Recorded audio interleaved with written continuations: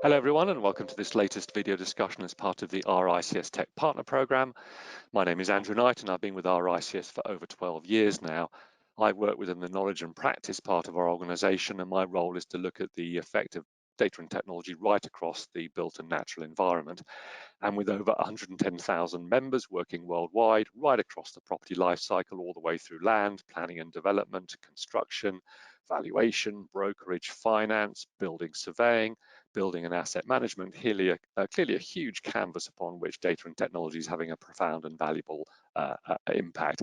And indeed, our members also work across all the major asset types: land itself, commercial, residential, alternative assets and infrastructure. So once again, huge impact, huge value in terms of technology on the profession and our clients. And today I'm really glad to have Ryan and Samy join me from Giraffe360. So welcome to the call. Hi, thanks for having us on, Andrew. Absolute pleasure. And I guess it's always nice before we get into the bits and bytes, really just to have a bit of a brief introduction from both of you, just a brief background in backstory to your arriving at Giraffe360. Sure, yeah. I guess I can start. So my name is Ryan Alshiraya. Currently, I'm serving as a VP of Product Giraffe360. So I'm really big into looking at the product market fit. I handle the roadmap. I'm also a big part of cross communication between departments and some of the GTM functions as well.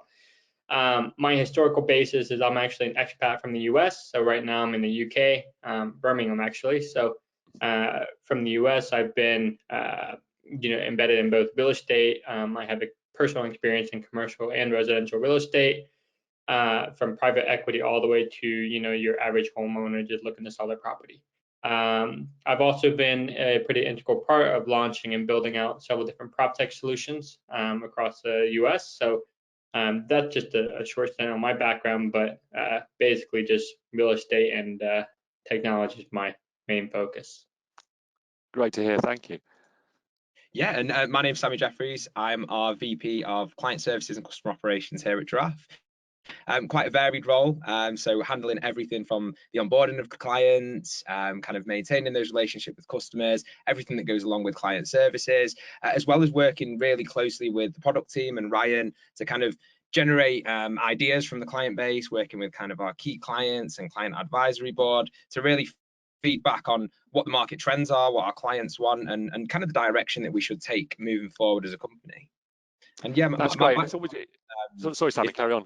Oh, no, sorry. Yeah, background's relatively varied. So spent a lot of time in the tech space working for kind of large hosting providers and telecoms, and yeah, really moved into Giraffe360 is my first foray into real estate. But yeah, been here for 2.5 years now, learned a lot and really, really loved it. Really exciting place to be. Thanks, Samy. No, all I was going to say was it's great to hear when we get this kind of mix of real estate and technical people within a kind of a prop tech firm, because I think that blend is really important. And as you said, Samy, it's always really key to work very closely with the market to understand actually what people want rather than just develop things for the sake of it. Now, I guess my other sort of question from a backstory perspective is always great to hear about what's the origin story of Giraffe. How did it arrive? Why was it created, sort of thing? Yeah, absolutely. So Giraffe's been going for probably over 4 years at this point now. Originally founded in Latvia, which most people don't know about Giraffe360. So kind of, yeah, Latvia, specifically in Riga, huge tech hub, kind of a lot of Baltic funds out there and a lot of like really kind of exciting emerging tech platforms coming out of Latvia. Founded by two brothers, Mikas and Mados Opelts. Before Giraffe360, there was Giraffe Visual, which was kind of more focused on the capture services side of things. So there was a tech platform which allowed photographers to go out and create, really nice virtual tours, but was a very, very manual process. And I think Mados and Mikas identified that, hey, what we're doing here is brilliant and the output is great, but actually if we can make a difference on the way that these assets are captured and build something simple that puts quality in the hands of real estate professionals, as opposed to them having a dependency on somebody else's timeline or working with somebody else in the industry, that we could actually really attack the market and create something exciting and innovative at the same time as maintaining the quality that people were used to with Giraffe Visual. So with that, kind of Giraffe360 was born, started with prototypes, all the way up to kind of our Model 3 GoCam, which we're on at the moment. And yeah, we're now in a position where we've been backed by Founders Fund, and we've got over 20 million investment, employees across Latvia, the US, UK, Switzerland, and servicing, clients across the world, really. And I think that kind of ethos of development and innovation has, and kind of putting customer first, has now put us in a position where we have market leading NPS scores, we have amazing client reviews, super high retention rates, and kind of like, yeah, really, really exciting product offering in the market.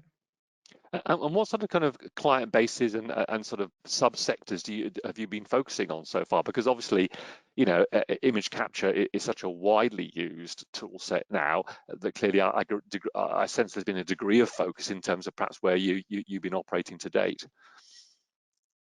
Yeah, so I guess I can take this one, Ryan. So the largest portion of our client base currently consists of like your traditional sales and lettings agents, right? So people who need to sell and market property and want to do so in an efficient way and at high quality. And that's across a number of different territories. However, the applications of the product are really varied. So in that marketing space, we service a range of clients who need to generate high quality assets to market and show a place, and that's not necessarily limited to just real estate. That could be museums. We have like G6 jets. We have really kind of sports centers, schools, everything from kind of that visual representation and digital twinning of a property. But then the other side of the business is kind of the much more technical use case, because the product itself is very robust. We have an in-house built and developed LiDAR, which is built by our team and was developed by our team in Latvia, with kind of Madas leading that ship. We offer kind of super highly accurate measurements, DXF CAD ready floor plans, and point cloud, kind of full point cloud files for a property. So what that means is we're actually also available and do service clients across the architecture, construction space, housing associations, all sorts of people who have a requirement for not just those marketing assets, but for those more technical kind of features of property presentation and digital twinning. We're able to facilitate, and that's a really, really growing market for us at the moment.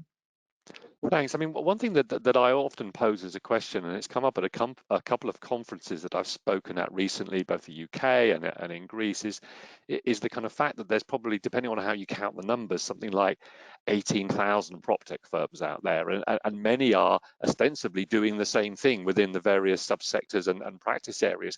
What have you done, and what are you doing that makes you different from your obvious competitors? Because there is that challenge in the prop tech world that there are many people in effectively the same space, and clearly from a business perspective you want to differentiate, add different levels of service, innovate in a different way. What's been your approach to that in terms of differentiation? Yeah, Sammy, I guess I can take this one. So generally, we do have a few key competitors, but obviously, as you mentioned, there's a vast amount of prop tech firms out there. I think there are a few different ways that we're unique in of itself. The first way is our business model is actually different within our core space. We don't really require any upfront purchase of equipment. We're entirely a subscription-based service, making it very easy to get started and stay on top of the best technology within the market. So that includes everything from the processing of our asset that you capture with the camera that we actually provide to you as well. So not only did that make it very easy and simple for the client, but it makes it very scalable as well. So you can upgrade and continue your growth with us as you need to. So operational expenditure versus like capital in this market is a huge benefit to a lot of emerging businesses that are in the market right now. I think we're seeing the growth of many different, I guess I would say real estate related firms to be very important, because if you look at the real estate market as a whole, from the prop tech to the the various different real estate firms that need more technology within its offering, it's still very much an emergent industry. It's still very young. If you look at like what's out there right now, it feels kind of archaic in terms of what they're actually using. So being able to grow alongside us is actually a huge benefit to them. Now, if you look at our capture process, it's actually significantly easier than most everything else on the market. We're working off a simple 2-button system. We have one for scans and one for photos, with a single scan requirement in the majority of spaces, making it easy to capture all of the technical information that you need to produce like super high quality virtual tours, the point clouds, highly accurate floor plans. We're pretty aware that real estate is complicated as it is from the various different they're working with. So it's our goal to simplify everything from the capture process to how you receive your assets. This includes receiving back into the dashboard that's very easy for you to access and control, which is in of itself very unique within the prop tech industry. So as long as our clients can get in and out and faster and things stay simple for them, that's kind of our end goal. Samy, do you have anything you want to add? Yeah, I think it's a really nice summary, and I think to kind of give the color from a client perspective, because it's easy for us to say like how we differentiate, but obviously there's a reason that we're growing at the rate that we're growing in each of the markets that we're emerging in. And I think that the primary feedback from customers is a few things. So first of all, they see our quality, coming from clients is second to none. If you look at anything else on the industry, which is like a self-capture process. So quality is super, super high. I mean, I'd kind of like ask anybody to go out there, look at examples of our virtual tours. You can zoom right in, get really kind of fine detail inside those spaces, which you don't tend to see with some of the other competitors on the market. And I think the other thing which Ryan touched on, but it's the simplicity of the process, because maintaining quality usually comes with a degree of complexity. And what our kind of aim really is to provide that quality without an overly complex capture process. And what Ryan mentioned there, I think, is key, because a customer with Giraffe360 can go in and in a large, kind of manor style property with a huge living room space, the camera can capture measurements up to 50 meters. So one scan in the center of a space will be sufficient to capture not only those super high quality visuals, but also all of the technical data required to produce those floor plans and that virtual tour. So it means that our customers can get in and out. They can do that with any existing staff member. They don't need to bring somebody in, train them up, send them out, make sure the iPad's charged, the phone's charged, they've got the companion app. They really just go out there with one bag with the camera and tripod. It weighs less than 6 kilograms in total. The training takes 30 minutes, and that's all handled internally as a part of the onboarding process included with Giraffe360. So really it means that business owners can maintain quality with lower costs and doing that with their existing staff setup, and really as they're growing maintain that quality across growth, which is often a challenge for businesses, right? If you start as a single estate agency and you've got one branch, it's very easy to maintain quality and maintain kind of branding and all that type of stuff. But as you grow and you hire leaders who might have different perspectives on how things run, it can be difficult to grow that across all of your branches at scale whilst maintaining quality. And I think that where Giraffe360 comes in is we facilitate that, but not only do we facilitate it, we make it easier than pre-existing processes, and in our opinion, obviously, and I think in our clients' opinion, much easier than anything else out there on the market. Yeah, that almost leads me to another question, actually. Once again, a challenge that I think really does affect the prop tech sector perhaps more than other kind of advances in data and technology is really the challenge of how different real estate can be across different markets, both in terms of legislative differences and also language and culture and practice. How have you found that journey to actually provide a product that does work across boundaries? Because as I say, it's such a fragmented world in terms of the way real estate is transacted and dealt with. And as I say, when you overlay those jurisdictional and legal requirements, it can be quite a challenge to kind of scale up and make sure that what you deliver is seen as an acceptable way of working in those different places. Yeah, I think that's kind of if we're being honest, it is the challenging thing, and to deny that is maybe a little bit foolhardy, because you look at UK, the real estate requirements from floor plans to even just like requirements of the clients within the UK is vastly different than what you might experience in the US. Even within the US, there's different laws state to state. So so if you inquire about that across all the various different markets, it is a lot to tackle. But that I think the differences as far as like digitizing property and presenting that between the markets is, while it's different and nuanced, we're able to handle that with a few key placements of specialists within the company, with direct industry experience. So for myself, I have deep industry experience as a real estate agent and across some of the different verticals that we're able to address. You know, and at the same time, I'm able to provide the experience from a prop tech level, make it easy to communicate across our various departments. So, you know, when you have specialists that are across the different markets, so myself, you know, Samy's in the UK, you know, we have some various different estate agents experience within the UK as well. You know, that helps us to stay really close to the markets itself and to keep an eye on the evolving, I guess I would say, market requirements. Not only that, but we make a key point of staying close to our customers. You'll find us constantly asking them, constantly on calls. You'll find that you know, Samy himself is a wizard with with our clients. You know, and we're actually able to really keep them satisfied both on a product level, on a communication level. I think that's something that's really drastically undervalued in today's world. Everyone talking about moving to AI communication. Everyone talking about you know, moving further and further away from the customer and automating this automating this whole process. But you know, we make it a very key standpoint to really maintain close communication with our customers from you know, all the way from the onboarding of them to when they first join to even getting to getting product feedback through our customer advisory reports. So, you know, that's how we tackle the challenge of staying close to it. You know, I don't know, Sam, if you have anything you want to add as well.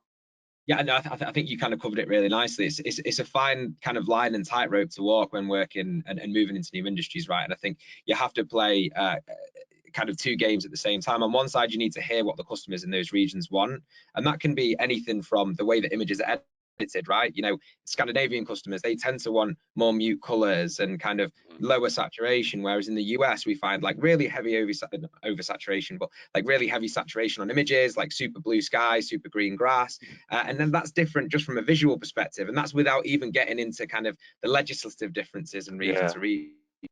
So we have to play this game where, first of all, research is key, and Ryan is great at looking at new territories, looking at those requirements, speaking to other industry leaders, you know, using his contacts in the sphere to speak to other industry leaders who have understandings of those different regions. And I think that's very important, but you don't want to kind of just start cutting down trees and making your own way. You also want to understand what your customers want to feel. So we tend to really get very close to customers in new regions. We tend to understand their requirements on a human level, as well as understanding those kind of legislative differences in different regions as well. And so, yeah, it's a challenge, but it's one that we're aware of, and yeah, we work very hard to kind of stay on top of. And given, you know, the great situation you're being in so close to the market in these different regions, how do you see the digitization of real estate content evolving over the next few years? What are your customers asking for? What are the trends? Yeah, absolutely. So I think on the same point of kind of legislation, like there's a lot of legislative changes coming in, you know, kind of on a monthly basis in different regions. And on top of that, kind of the societal trends and direction, I think are creating like a perfect melting pot for the trend of, you know, digitalizing spaces being very important to remain, and I think only grow over time. I think what we're seeing and what we expect to see more of is businesses who didn't traditionally have a requirement or see the benefits in digitalizing spaces starting to actually see those as business critical functions, things like safety, things like mapping out training, you know, factories mapping out training. We have clients who do things like they will go in London. We've got a really exciting client. They go in London, they find spaces which large brands can create pop-ups in, and what this kind of means is that business leaders who use space indirectly, who maybe don't see that as a huge part of their role and kind of pass that on to somebody else, can now get much more involved even in creative processes by seeing spaces and getting a true feel for them from the comfort of their own desk, or if they're remote working, from remote working. So it allows for much heavier collaboration across departments, looking at the physical spaces that it will move into later down the line. So for us, what I think is, you know, things from safety to social housing, people are starting to kind of get on board with the motion that digitalization of space is not just like a nice to have. It's actually something which improves business processes, makes things faster, allows more eyes on the ball when it comes to making decisions. And so I think that these are kind of going to become more long-term requirements. And I think for us, it's great because it means that we kind of can really focus on our core client base, but also we're diversifying the amount of people that we can work with, and the type of clients that we can work with is kind of growing and changing and evolving constantly. I think expanding on that, even if we're just looking at from a product standpoint in terms of technology that's being offered today, and I think this recent AI kind of movement has really opened up a lot of people's eyes to what's really possible out there. If we talk about like ChatGPT, we're looking at the various different functions of it, and a lot of people are starting to really kind of speculate in terms of how even AI can affect, the digitization of real estate property content over the next few years, from real estate space management to even things such as real estate property descriptions being utilized on social media and listing portals. Hi, thanks for amount of development towards that, and I do anticipate AI being something that's really taken front stage, in all these discussions in the next few years for sure.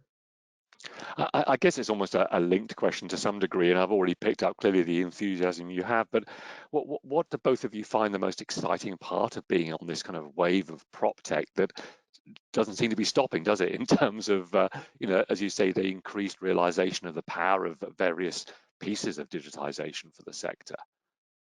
I think for myself, I think it's kind of, for me, it's personally exciting because the whole industry is relatively young in terms of technology that's available to customers. We're in a really interesting stage of innovation that's happening now. For me, it's almost like kind of like a reference back to the Renaissance, where so much innovation's happening. It feels like we're in the Renaissance of like real estate right now. From pre-built technology that's being built out to how properties are being bought and sold. You're seeing innovation happening at every stage of the development process. So for us, being embedded in that experience is really exciting. We can see the industry evolving. We can see the impact of that occurring on the very homes around us. I mean, my neighbor's house was just bought and sold, and they had a virtual tour that was developed by Giraffe360. So that kind of came as a surprise to me, and that's just really cool. The impact that we're able to have directly on the environment around us. Yeah, and I think from my perspective, very similar to Ryan, but it's a competitive space, right? And it's emerging and growing as a market. And so what it means is that there's no space for stagnation. You can't decide what you think is best and just go down that route, which can be done in a lot of different industries, and you can get away with it. I think in the prop tech space, you have to be innovating, and you can't just innovate based on what you feel is right. You can't just innovate based on what the customers want because they're used to a certain thing. You have to be giving people something new that works, that makes a difference, to their day-to-day work, to the market, to the processes that they run on a daily basis. So you have to have your finger on the pulse in terms of trends, and you're in an industry where you have constant opportunity to learn and grow, and you have to stay on the bleeding edge if you're doing things right. So I think for me, it's the most exciting market I've worked in. I think we see the most growth and development, not only in the teams that we hire, but also within our client base, the adoption of our processes, the adoption of new features and products that we generate. We see them making a remarkable difference because, as Ryan says, it's kind of the renaissance of real estate. So you get to really kind of feel the impacts of what you're doing as a business. So I guess once again, asking you to get your crystal ball out. What next for Giraffe360? I think for us, what's next? We're obviously going to be taking some continued development, some looks into the realm of AI, making sure we're staying on top of kind of these emerging real estate trends, and really exploring how we can get content back to consumers quicker, as well as exploring what features we can actually produce for clients.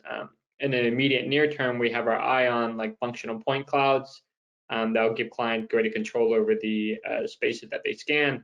And we also are going to take a deeper look into generative property description that's based on the real estate market spaces around them. That's going to be used on social media and listing portals, but it'll give a greater context to what they're actually able to do. And I think that's going to bring some really strong, powerful benefits to the customers themselves. There are a lot of exciting partnerships we are working with concurrently. I can't announce them just yet, obviously, but I would definitely encourage everyone to stay in tune to our release events. We do one per quarter. Usually the videos are pretty exciting. So if you haven't seen the latest one, I'd definitely encourage you to tune into that as well. Yeah, and I think as well as kind of developing all of our internal processes, speeding up, the process of getting assets back to clients, focusing on AI. I think Ryan touched on there our AI property description, and our most recent launch event. We kind of look in that in a little bit more detail, but this is like a free add-on to our subscription for clients. It's not like a purchasable thing; it's free of charge. And I think for me, this is one of the most exciting developments we've made in some time. What it essentially will do is allow the captured space to be pulled through into a property description. So it'll identify the number of rooms in a space, it'll identify the garden space if it's been captured, if there's a lot of natural light flowing in with a lot of windows, size of bedrooms, but then also looking at the local area. Is there a nice school nearby? Is it close to public transport? And it'll allow customers to really automate a part of the process, which I know from speaking to clients, they hate doing themselves, right? People hate writing property descriptions. They'll do anything to push it back, and you've got people kind of playing around with tools like available tools like ChatGPT, and it can be really difficult to get that to write in the right tonality, and sometimes to build those prompts is very difficult. So what we're doing is creating a way that customers can use the as-built space to generate the majority of that prompt. Choose the tone, if you want it to be exciting, or if you want it to be for Facebook or Instagram as opposed to for Rightmove or Zoopla or on the market, and really kind of automate a massive step in their process day to day. And I think the fact that for us as a business, we're providing that as an add-on feature free of charge, and it's kind of very innovative. I think there's probably a couple of tools out there, but nothing that does it using the data captured from an as-built space. I think these types of developments are kind of, we've got a few of those things, under our belt. And I think that it's really, really exciting time for us moving forward. And I know Ryan mentioned it there, but I would really kind of plug for anybody to watch our most recent launch event, because there was some super exciting releases in there, and some information about what we're looking at as well. Indeed. Well, it's been fascinating to chat, and I'll certainly come away with a number of things I'm going to remember, but probably the primary one, I think, was your analogy of the Renaissance, which I think is a great way of thinking about this kind of flowering of creativity. And I think, despite the fact that we're talking about technology, hopefully this is making the built environment work better for people. That this is all about people and the spaces they transact, that they want to buy, that they want to sell, that they want to use. And I think also, given the changes post-pandemic in terms of the way people are looking at their spaces, I think, as you said, Samy, the ability to use these image captures to understand how they can use spaces better, I think, is really critical. So for today, thanks ever so much for your time, both Samy and Ryan, and I look forward to catching up with you again in the future. Thank you for having us. Yeah, thank you very much for having us. Pleasure to meet.